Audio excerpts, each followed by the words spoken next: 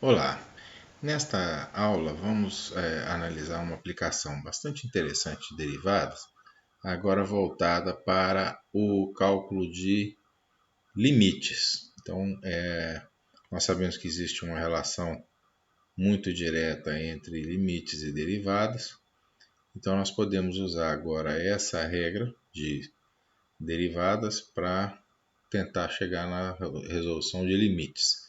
Essas regras são chamadas regras de L'Hopital e para o cálculo de limites. Então vamos lá. Olha só, nós podemos ter em muitas situações limites, então essas formas indeterminadas são formas indeterminadas associadas à ideia de limites. O que nós temos então? Nós temos as situações como um limite que você tem, se você substituísse evidentemente os valores, uma indeterminação do tipo 0 sobre 0, ninguém sabe o que dá isso. Pode ter também mais ou menos infinito sobre mais ou menos infinito. Então, por que elas são formas indeterminadas? Porque ninguém sabe o que dá isso aqui, certo? Então, isso daqui é um resultado que, se fôssemos colocar em termos numéricos, seria uma indeterminação. Por exemplo, zero vezes qualquer coisa é zero. Mas quando é zero elevado a zero, qualquer número elevado a zero é 1. A menos o zero. Então, nós não sabemos o que dá isso aqui. E há limites em que você tem uma situação em que você tem uma potência em que a base tende para zero e o expoente tende para zero também, e a gente fica sem saber o que dá. Então, essas são as formas indeterminadas que existem, e nós podemos então pensar em como resolver isso usando limites. Então, existe, vamos pensar aqui, exemplificar, né? A indeterminação zero sobre zero, que digamos, é a mais importante de todas, porque dela nós podemos tirar as outras, e vamos exemplificar com essa situação aqui. Nessa situação, quando o x tende para 1, o numerador vai para zero e o denominador vai para zero também. Mas nesse caso aqui, nós podemos usar de propriedades algébricas, que nós já conhecemos, e escrever o numerador dessa maneira, explicitando o termo, digamos assim, problemático, que é o x menos 1, fazer a mesma coisa no termo de baixo, no denominador. Aqui nós podemos cortar o x menos 1 com x menos 1, e quando agora x tende para 1, não há nenhum problema, porque em cima dá 1 e embaixo dá 2, o resultado é meio. Perfeito.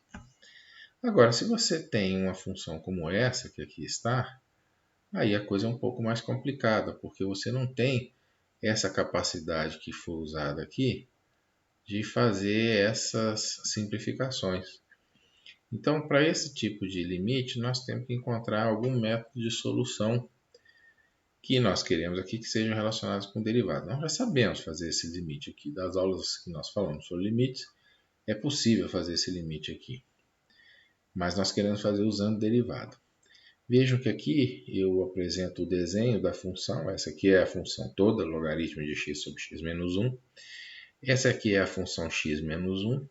E essa aqui é a função logaritmo de x. Então, nessa região aqui está o x igual a 1. Vejam que nessa região aqui, o que acontece? Tanto a derivada de x menos 1 quanto a derivada de logaritmo de x, elas tendem ao mesmo valor. O que isso quer dizer? Quer dizer que x menos 1 tende para zero quando x vai para 1, com a mesma rapidez nas vizinhanças aqui, com a mesma rapidez que o logaritmo de x. E isso significa que provavelmente esse limite de ln de x sobre x menos 1, quando x tende para zero, ele deve ir para uma constante, talvez até mesmo o 1. Aí teria que ver fazendo a conta mesmo. Então vamos fazer essa conta aqui sem usar derivada. Então nós vamos fazer a substituição de variáveis aqui, colocar z igual a x menos 1. Com isso, o meu limite vai ficar de z tendendo para zero, né? Que quando x tende para 1, z tende para zero. Aqui fica o logaritmo de z mais 1 sobre z. Eu posso escrever isso aqui como sendo o limite de z tendendo para zero de 1 sobre z ln de z mais 1. Eu posso escrever agora limite de z tendendo para zero. Eu passo esse 1 sobre z lá para cima, fica z mais 1 elevado a 1 sobre z. E eu agora troco o logaritmo pelo limite. Fica limite de z tendendo para zero de 1 mais z, 1 sobre z. Eu sei que esse limite aqui é simplesmente a base do logaritmo neperiano. Então, o logaritmo neperiano da sua própria base é igual a 1. Então, de fato, é 1, mostrando aquilo que o gráfico parece apresentar. Que a função logaritmo de x e a função x menos 1 tendem para 1 com a mesma rapidez, com a mesma velocidade. Então vamos tentar colocar isso agora em termos de derivada, porque veja, tudo bem, isso aqui até que não foi tão complicado não, mas poderia ser mais complicado, tá certo? Se as funções fossem mais complexas. Então, vamos tentar achar um método que isso possa simplificar esse processo. E esse método é exatamente a chamada regra de L'Hopital. E ela diz o seguinte, que se você tem nas vizinhanças de um ponto A qualquer, as funções sendo deriváveis, tá? Mesmo que elas não sejam definidas em A, e se elas são escritas dessa maneira, ou seja, o limite delas aqui é A, né? Para x tendendo a zero, ou ambos infinitos, então o limite desse quociente, que se forem ambas zero vai dar uma indeterminação do tipo zero sobre zero, ou se forem infinitos vai dar uma indeterminação do tipo infinito sobre infinito, então as duas estão aqui. Ele pode ser identificado com esse limite, em que agora você tem aqui não a função, mas as derivadas, ou seja, calcular aquele limite do quociente é a mesma coisa que calcular o limite do quociente entre as derivadas. Uma forma que não é exatamente uma demonstração, mas uma forma interessante de ver isso, é pegar esse limite aqui e escrevê-lo da seguinte forma. Vamos pensar nessa situação aqui, tá? Em que os dois se cancelam. Então, isso aqui, com x tendendo para A, eu poderia escrever como sendo um f de x mais A, com o x tendendo para zero, perdão.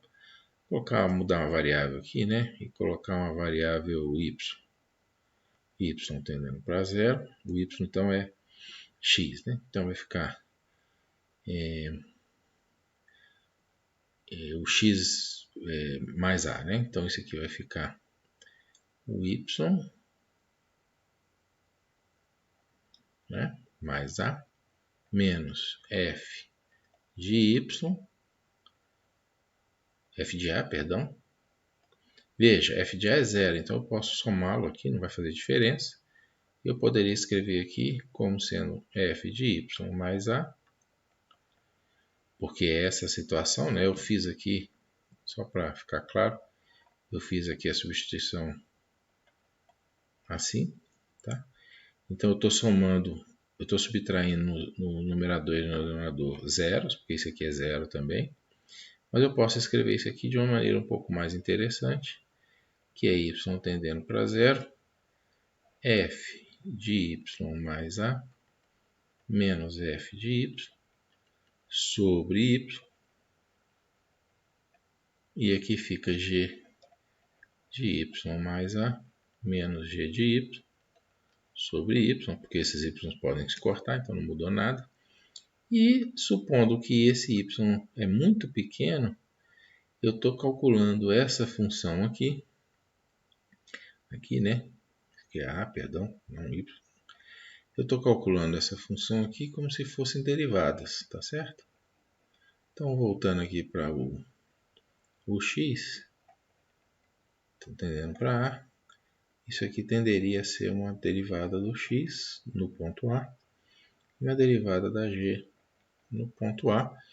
Mas como nós não temos garantia que ela vale, então nós não podemos simplesmente colocar o A aqui, porque eventualmente elas não existem, tá bom? Então, isso não é exatamente uma derivação, mas é uma maneira de vocês entenderem melhor o que isso significa, ok? Então, feito isso, nós podemos aplicar. Este daqui é justamente aquele exemplo que nós fizemos, mas agora nós vamos fazer usando as derivadas. Com as derivadas, vocês vão ver que fica extremamente simples, né? Então, nós temos aqui um limite, o x tendendo para 1. E agora eu vou derivar em cima e embaixo. Derivando em cima fica 1 sobre x, embaixo fica 1. Quando x tende para 1, isso nada mais é do que 1. Pronto. Resolvi em uma linha, tá bom? Esse outro exemplo, ele é muito interessante, porque ele mostra um caso, ele é um tipo infinito sobre infinito, né? E ele mostra um caso interessante que você tem que aplicar a regra de L'Hopital 2 vezes. Ou seja, na primeira vez que você aplica, dá 2x sobre e elevado a x, que a derivada de l elevado a x é ele mesmo. Mas é claro que agora eu posso olhar para isso aqui como sendo a função a ser encarada. Então eu aplico o L'Hopital de novo, certo? E isso aqui vai ficar como sendo o limite de x tendendo para infinito de 2 sobre e elevado a x. Ora, esse daqui é uma constante, o de baixo vai para infinito, então isso aqui é zero.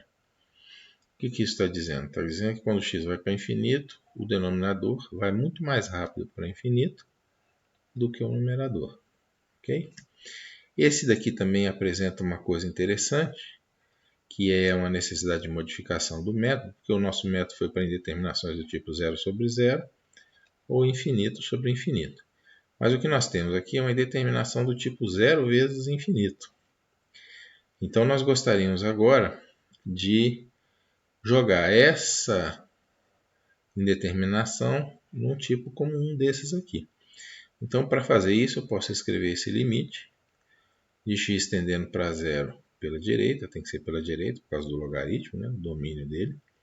Eu posso escrever isso aqui como sendo um logaritmo de x sobre 1 sobre x. Então, agora, esse daqui vai para infinito, de menos infinito, né? E esse daqui também vai para infinito, tá bom? Então, eu tenho uma determinação do tipo infinito sobre infinito. Eu posso agora fazer o uso da regra de L'Hopital.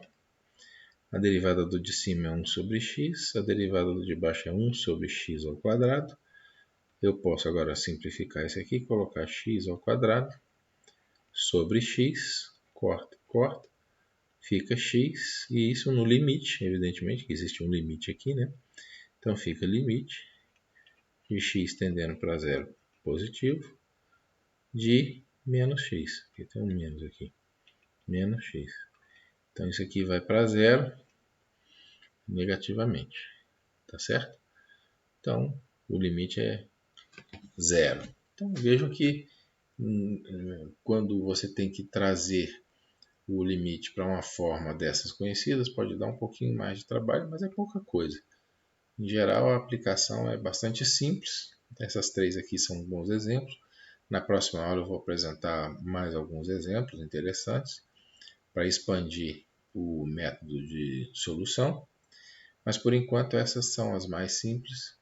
E então eu agradeço pela atenção e até a nossa próxima aula.